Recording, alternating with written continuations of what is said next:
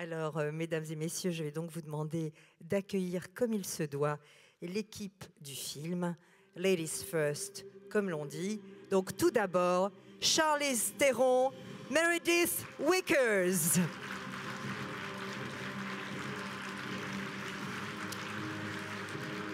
Elle a pour partenaire, bien sûr, Michael Fassbender, qui joue le rôle de David et qui a pris ce matin le train de Londres pour venir nous voir. Merci, Michael. Bien sûr, elle est là aussi. Noomi Rapace, qui joue le rôle d'Elizabeth Shaw.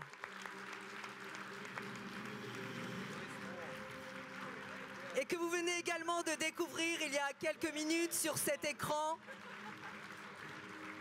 Elle est là pour vous aussi. Welcome, Noomi.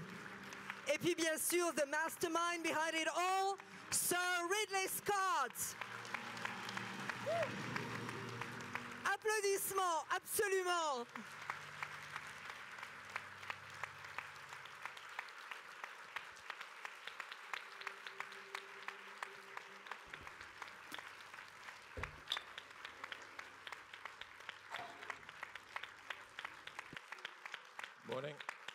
Bonjour.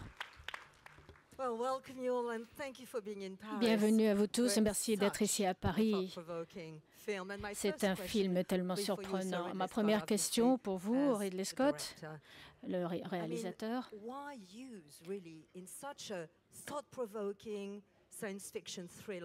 Pourquoi vous utilisez pour utiliser le mythe de Prométhée pour aller visiter l'espace? Je suis un peu dur d'oreille. Vous pouvez répéter? Pourquoi? Non, pardon, je ne suis pas dur d'oreille en fait, mais voilà. Le mythe de Prométhée, pour répondre très brièvement, pour ceux qui ne le savent pas ou le savent, c'était un demi-dieu, Prométhée, qui a défié les dieux et en voulant donner donc le don du feu. Nous considérons dans le film que c'est la première technologie humaine et c'est un peu ce qu'on peut en faire par la suite. Et donc, après ça, les dieux l'ont puni. Et donc, c'est vraiment une métaphore que nous avons utilisée dans le film. Et vous le comprendrez en voyant le film.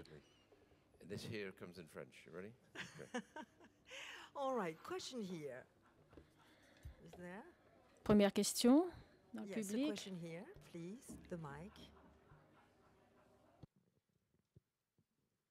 Bonjour. Moi, je voulais vous demander, c'est la première fois que vous avez utilisé la 3D. Je voulais vous demander ce que ça a changé à votre travail de réalisation et est-ce que c'était un vrai outil? Qu'est-ce que ça vous a permis de raconter en plus? Est-ce que c'était vraiment un outil assez majeur dans la narration? Well, it's the first time you're using 3D technology and you shot in 3D directly. I mean, how did this technology maybe changed your work as a filmmaker? Was it an added tool that gave a plus to the narrative line? Si vous êtes très visuel, naturellement, donc l'idée d'utiliser la 3D était simplement un autre moyen simplement qu'on avait. Moi, je comprends de manière fondamentale votre question, mais enfin, ce n'est pas vraiment le problème. Mais quand vous verrez le film, vous verrez que ça aide. Ça vous entraîne encore plus dans l'univers de l'histoire, même en faisant les dialogues avec une 3D qui soit bien présente et ça vous permet de rentrer dans l'univers du film. Et la raison pour laquelle, en fait, on oublie que nos yeux sont deux caméras. Nous voyons en 3D de toute façon, mais votre cerveau, en fait, arrête ça et on n'y pense pas. On pense voir en 2D, mais en fait, parce qu'on a donc la vision lointaine et proche. Donc, quand je mets en fait mes mains devant et je vois un peu les mouvements, ça c'est vraiment de la 3D. Quand vous portez les lunettes 3D, ça rappelle à votre cerveau que en fait vous voyez en 3D.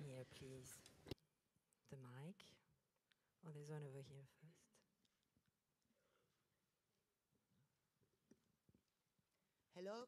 Okay, this question over here, the lady, and then we'll go to you. So it's a question for Ridley Scott. C'est une question pour Ridley Scott. Comment être sûr d'avoir choisi le véritable, le bon Android? Pourquoi l'avoir choisi à lui, à Michael Fassbender?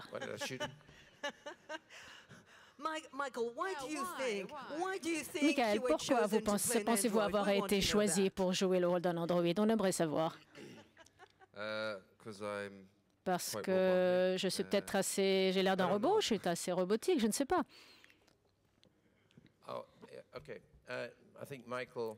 Je pense que Michael, pendant un certain temps, a vraiment rejoint le niveau des meilleurs acteurs au monde, c'est-à-dire les acteurs masculins, évidemment. Et si je peux demander à Michael de faire quoi que ce soit, eh ben je suis preneur. Donc j'ai vraiment pensé à lui au tout début, ça a été mon premier choix. Et à ma grande surprise, après une très brève conversation, il m'a dit oui, je le ferai. Michael est le maître vraiment de tout. Il est aussi, il a l'esprit qu'il faut en tant qu'acteur. Et avec ce personnage de David, il y a beaucoup d'humour. Vous avez le droit de sourire dans ce film, même de rire dans ce film. En fait, dans le tout premier Alien, il y avait un peu d'humour entre Harry Stanton et Harry et enfin, oh Dieu, j'oublie. Et Yaphet Kotto. Dans ce film aussi, je crois qu'il y a encore plus d'humour. Et si vous regardez le film au tout début, si vous regardez avec attention, vous verrez ce que fait Michael dans le rôle de David. C'est en fait merveilleux parce qu'il marche tout seul pendant les 5-6 premières minutes. Et on se demande, mais qui est cette personne? Et vous pouvez même se dire que c'est peut-être un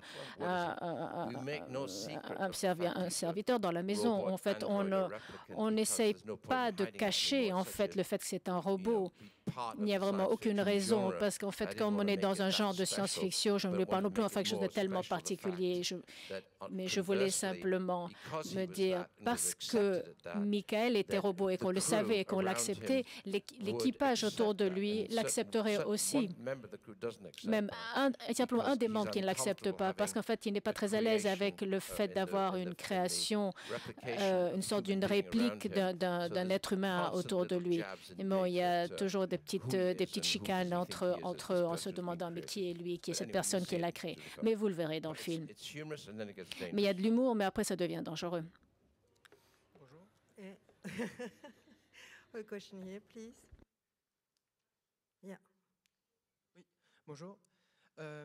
Pour Alien, vous avez créé un personnage féminin très fort de Ripley avec Sigourney Weaver, et je voulais savoir comment vous avez créé vos personnages féminins dans Prometheus et comment Charlize Theron et vous, Noomi Rapace, vous voyez vos personnages.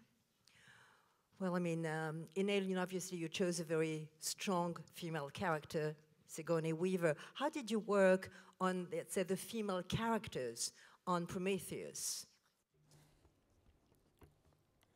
It's for you.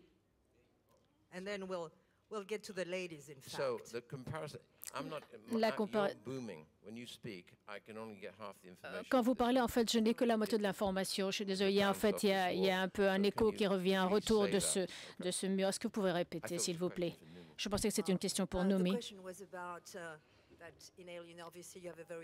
Dans Alien, il y a en fait des personnages féminins très forts joués par Sigourney Weaver. Et avec Prométhée, comment avez-vous procédé pour vos personnages féminins? Tous mes personnages féminins dans tous les films que j'ai faits sont très fortes en fait dans tous mes films. Elles sont en général très fortes. Je pense que ça vient du fait, partiellement, ça doit venir de ma mère, qui était une très grande, et en fait, elle nous bottait les fesses régulièrement, mon frère et moi. Donc, j'accepte les femmes fortes. Elles gagnent, vous gagnez, c'est bon, voilà, on n'en parle plus. Donc, puisque nous parlons de personnages féminins, je voudrais vous poser la question à tous les trois. Dans ce film, il y a beaucoup de... Ce film est entouré de secrets, on ne sait pas grand-chose là-dessus. Vous avez chacun votre rôle et votre action. Est-ce que vous pourriez nous dire ce que vous pourriez en tout cas nous révéler de ce qu'est votre lot, de ce que vous faites dans ce film? En fait, pour vous le dire, il faudrait qu'on vous tue. Je ne sais pas. Je pense que nous avons chacun... Il y a certainement un mystère. Il y a quelque chose de très simple, de très facile. On ne se connaît pas vraiment. Moi, je joue un personnage qui travaille pour la société et qui est là sur ce vaisseau, qui doit donc surveiller cette mission. Elle a déjà travaillé avec certains membres de l'équipage. Elle connaît David, mais elle ne connaît pas Shaw. Et l'environnement, on est tous, le tout se prête au mystère. En tout cas, pour ce qui me concerne, mon personnage, moi, toutes ces petites choses qui ont lieu, et quand on m'amène là, et moi je me dis, qu'est-ce que je fais là? On me dit, mais tu dois rester là dans le coin et regarder. Mon personnage, et tous les personnages d'ailleurs, vers la fin du film, il y a une sorte de lien plus personnel qui se crée avec ce voyage qui n'apparaît pas au tout début. Et Noomi, votre voyage, votre périple dans ce film? En fait, Elizabeth est une scientifique, une archéologue, mais elle croit en Dieu et elle a une foi très, très forte. C'est une rêveuse, une passionnée. Elle est celle qui va convaincre les gens à entreprendre ce voyage. Elle a ce rêve en tête depuis aussi loin qu'elle peut s'en souvenir. Elle est convaincue qu'elle va trouver quelque chose. Elle est convaincue que c'est quelque chose qu'elle recherche depuis toujours. Donc c'est quelque chose de très personnel pour elle. Et au début, je ne dirais pas qu'elle est naïve, mais elle a presque ces attentes puériles.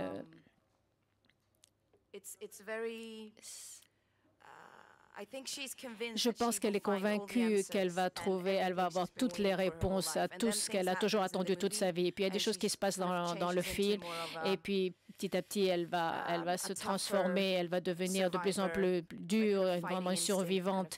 C'est vraiment son besoin de survivre. Donc c'est là, il y a vraiment une très grande transformation pour elle durant le film. All right. Next question. Where's the mic? Over here? Where's the mic? Okay. La prochaine question. Ça, c'est une question pour Noomi. Vous avez beaucoup de succès en Suède et grâce à Millennium, on vous connaît tous. Mais comment est-ce que vous ressentez maintenant d'être dans un film, le film le plus attendu de l'année?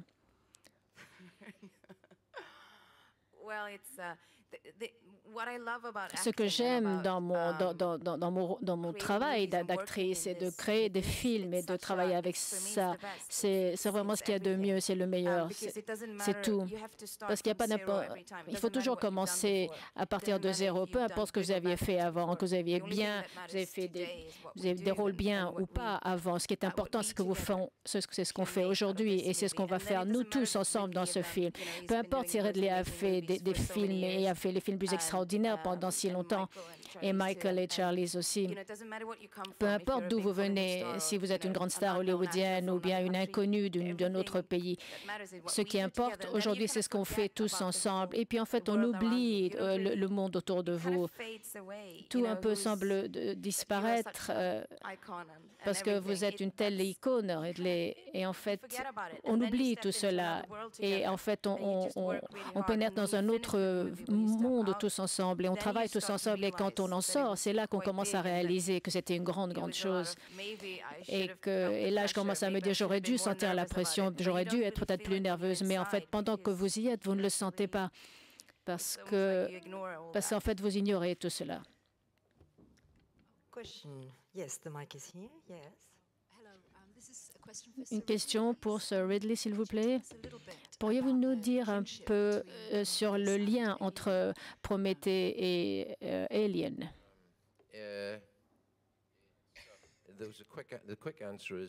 La réponse rapide serait... je commence par la réponse la plus longue, d'accord. Donc, je donne quand même la rapide. L'ADN, en fait, de l'alien a lieu durant les 8 dernières minutes de ce film. C'est là que vous le voyez. Donc ça a commencé parce que moi j'ai fait un Alien, puis il y en a eu 3 qui ont suivi et j'ai regardé, j'ai observé les 3 suivants qui, moi je suis en fait très compétitif. Est-ce que je les ai aimés? Bon, oui, les trois suivants. Donc moi je dis les choses comme elles sont, croyez-moi.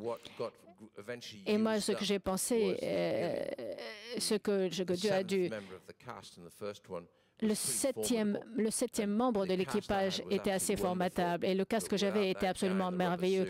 Mais sans ce personnage dans son costume de robot, le film n'aurait pas eu cette peur, cette terreur qu'on avait dans ce premier film. Et c'est en partie non seulement parce que les acteurs étaient extraordinaires, mais si les acteurs ne sentaient pas cette terreur, le public ne le sentirait pas non plus. Donc il faut avoir cette sorte de bête dans le film. Et par chance, moi j'ai connu Giger, cet homme qui était en fait au sommet de son art à ce moment-là. Et le studio ne voulait pas vraiment le prendre parce qu'il trouvait que c'était un peu obscène. Moi, je dis l'obscénité, c'est bien, mais je pensais surtout intimidant. Donc finalement, voilà, c'est ce qu'on avait, on avait opté pour ça.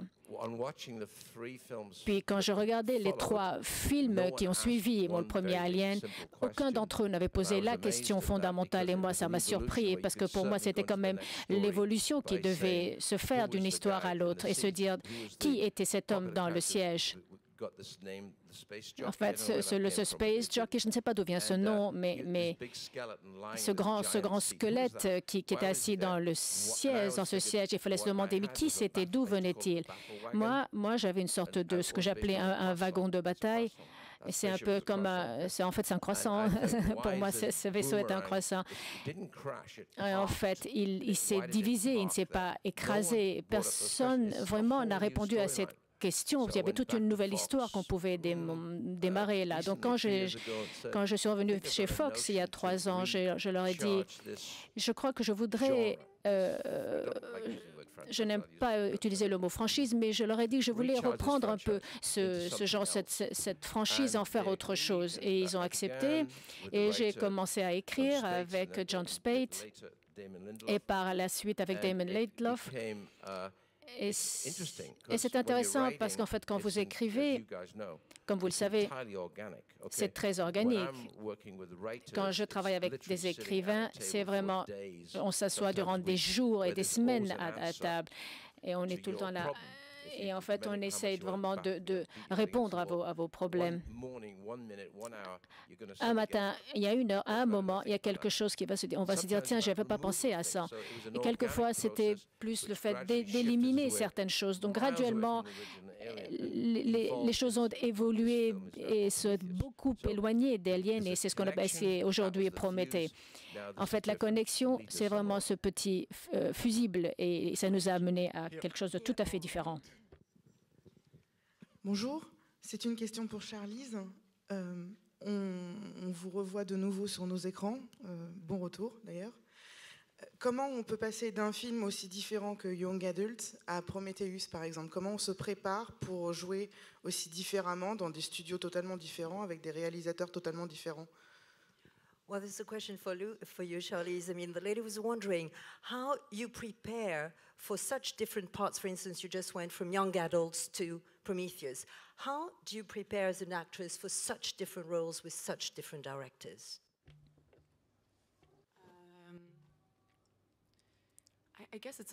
Je crois que c'est un peu ce que Noumédi a dit. À chaque fois, on recommence, on redémarre de zéro. En fait, on n'arrive pas dans un nouveau job en portant avec soi ce qu'on a fait, ce qui les reste. Pour moi, c'est quand même facile, c'est vraiment facile. Moi, je n'ai jamais travaillé avec 2 réalisateurs qui se ressemblent. Je n'ai jamais travaillé sur 2 films dont l'approche était similaire. C'est ce qui vraiment rend ce métier amusant et intéressant. Je crois que personne n'aime faire quelque chose qui est une sorte de régurgitation de ce qu'on a fait avant. En fait, naturellement, vous n'avez pas vu le film, moi non plus.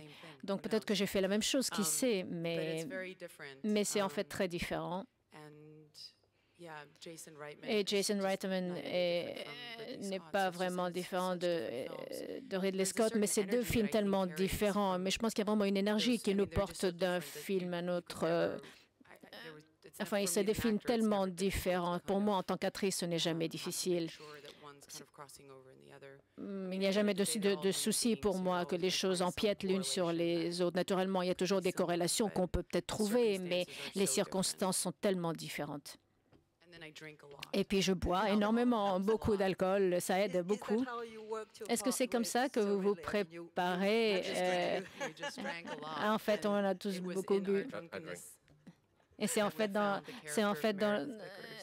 étant un peu sous qu'on s'est dit que Meredith Vickers est un peu une alcoolique. Oh, here first, and then we'll go to you. Bonjour. Tout d'abord, merci. Thank you so much for your visit. Voilà, vraiment merci de venir pour ce beau cadeau et votre venue est. Alors ma question, j'ai une question pour Ridley. Et une question aussi pour les acteurs.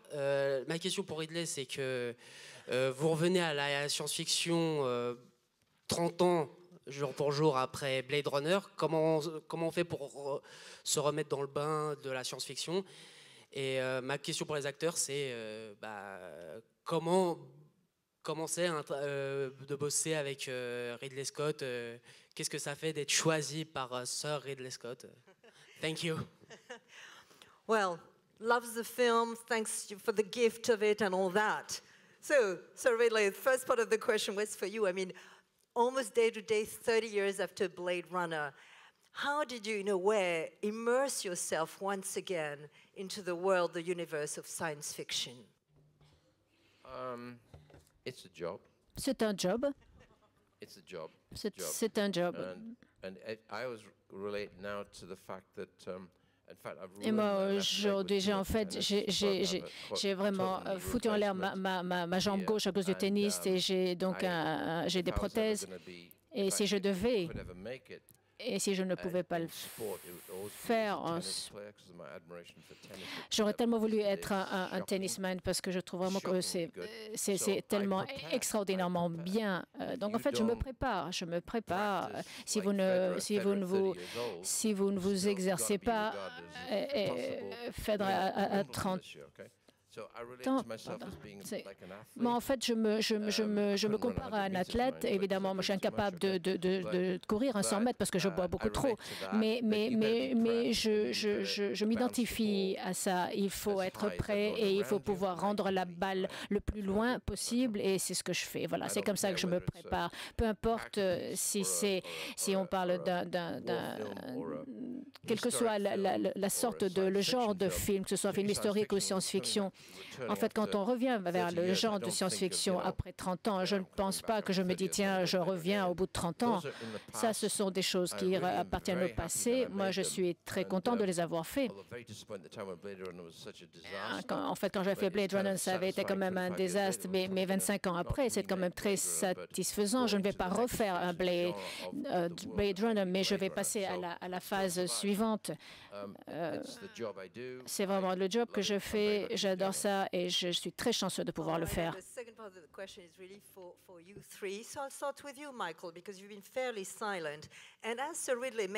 demande la question, c'est pour vous, Michael, parce que vous avez été assez silencieux et qu'il se compare à un tennisman. Donc, comment ça a été pour vous de travailler avec Ridley et comment est-ce qu'on se sent d'avoir été choisi par le boss? Et Sir Ridley a dit, il a fait référence à un joueur de tennis. Et en fait, quand vous avez pris ce rôle, racontez-nous. D'abord, de recevoir déjà un appel de lui. Je pense que d'abord, on s'est rencontrés la première fois en 2008. Vous m'aviez invité à votre bureau. Et en fait, une chose à propos de Ridley, c'est que lui voit tout et il a quand même cette passion pour les films, comme aussi pour la première séquence de Millennium, comme vous me l'aviez dit, Sir Ridley. Et puis, Et puis on vous propose, je reçois cette offre et je me dis, mon Dieu, c'est incroyable. Il faut que je me dis, je dois rentrer chez moi et me préparer. Et comme M. Ridley a dit, il faut se préparer tout le temps. Comme ça, quand j'arrive sur le plateau, je peux permettre aux choses d'arriver parce que je sais à peu près vers quoi je vais. Et en fait, c'était extrêmement amusant. J'étais assez nerveux le premier jour. Je ne savais pas très bien à quoi m'attendre. Et puis, c'est devenu presque comme un jeu. Nous sommes tous les deux très sérieux sur le boulot, mais c'est quand même une joie. On n'avait aucune idée jusqu'à ce que les choses se fassent. Alors on essayait, si ça marchait, sinon on laissait tomber. Mais ce qui était vraiment impressionnant à propos de Ridley, c'est qu'en fait, il y a 350 personnes sur le plateau et chaque département est là. Chacun apporte apporte son petit jouet, apporte son... Et puis quand voir chaque personne impliquée dans ce travail tout en ayant toute cette passion, c'est quand même assez impressionnant quand on en est le témoin. Et de voir la précision de chaque département, et l'imagination et l'enthousiasme et l'énergie. C'est ce qui fait de lui un grand maître. Il faut vraiment être le maître sur le ring et de ce niveau-là. Et Naomi, vous avez répondu à la question de comment on se sent d'être choisi par Sir Ridley. Et vous, Charlize, est-ce que vous avez ressenti quelque chose de particulier quand vous avez su que vous alliez faire partie de cette aventure avec Ridley Scott? Oui, je me suis toujours dit, de sa génération, il y a vraiment une poignée de réalisateurs iconiques et pour chaque acteur, il y a un de ces réalisateurs avec lesquels on rêve de travailler. Et pour moi, c'était Sir Ridley. Et je peux aussi ajouter quelque chose. Je me souviens quand on avait fait des scènes un peu différentes, un peu dérangeantes que j'avais jamais faites auparavant, rien qui ressemble à ça. Je ne vais rien dire.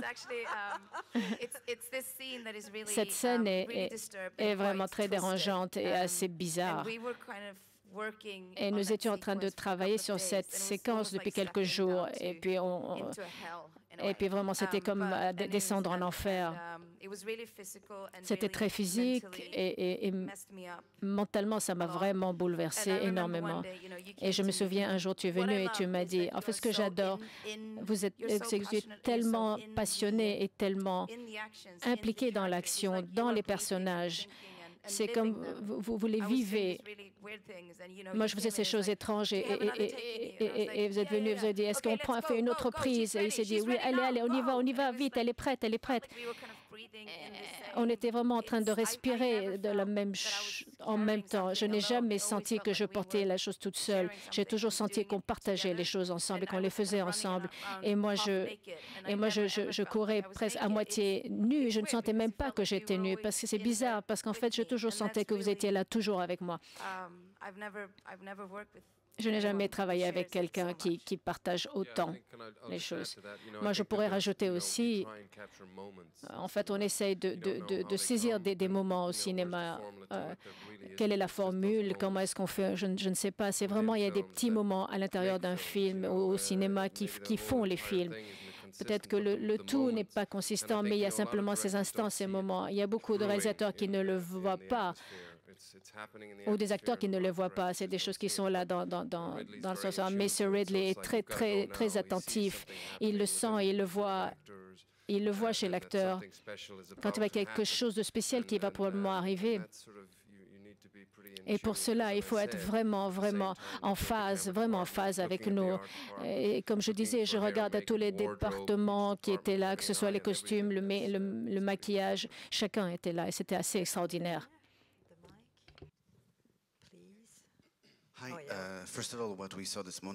Ce qu'on a vu ce matin était extraordinaire, c'est impressionnant. Ma première question, quel a été le défi le plus grand pour chacun d'entre vous? Et ma deuxième question pour Sir Ridley, est-ce que ce qu'on va voir là, est-ce que c'est votre code, Est-ce que vous pouvez répéter? Oh, je pensais que vous m'avez dit que j'avais dirigé Dieu. Non. Pardon, je n'ai pas compris la question.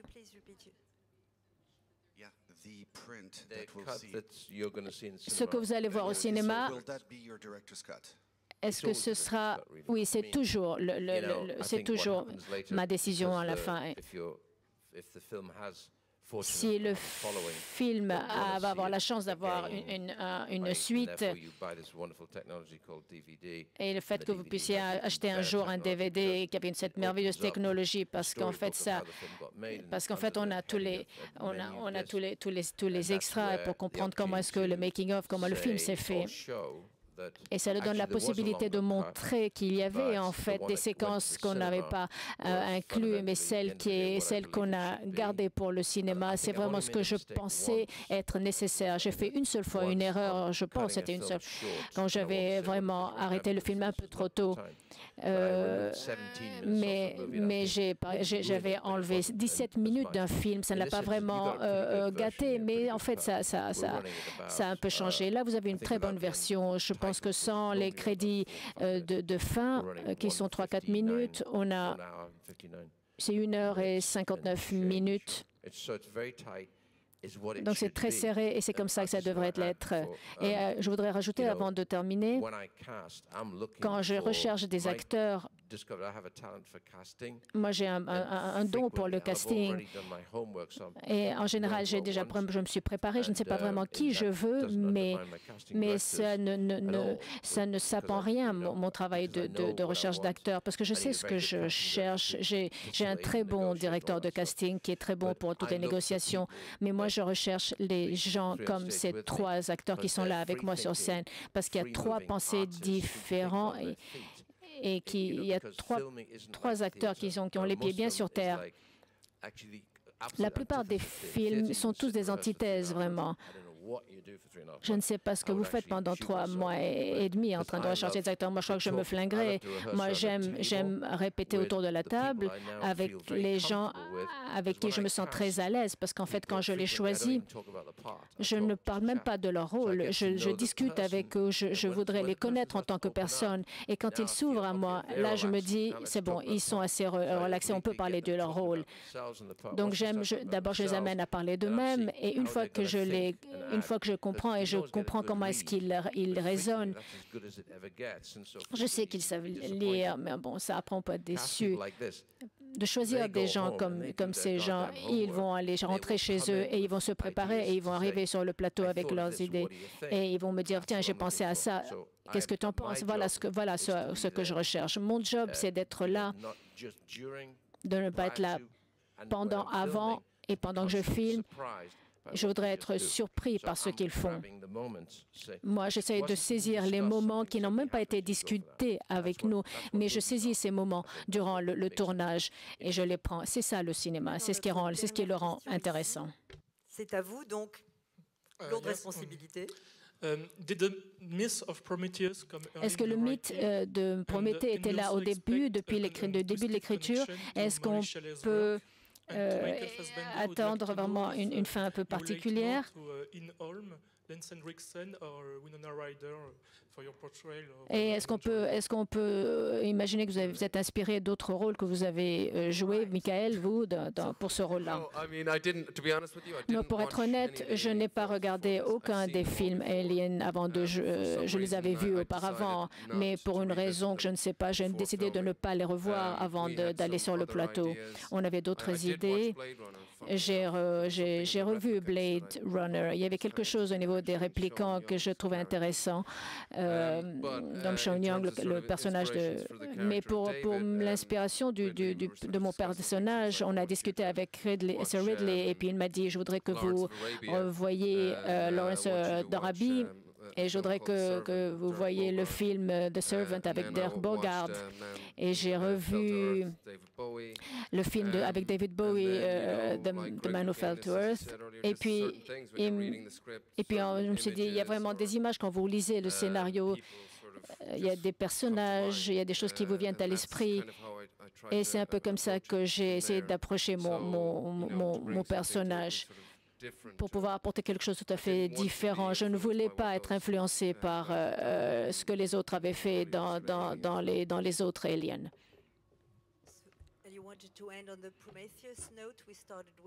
Et vous vouliez terminer sur la note de Prométhée. Quelle était votre question là-dessus?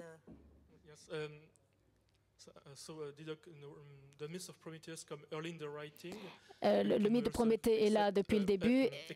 Est-ce qu'on peut s'attendre à un lien avec Mary Shelley's Frankenstein?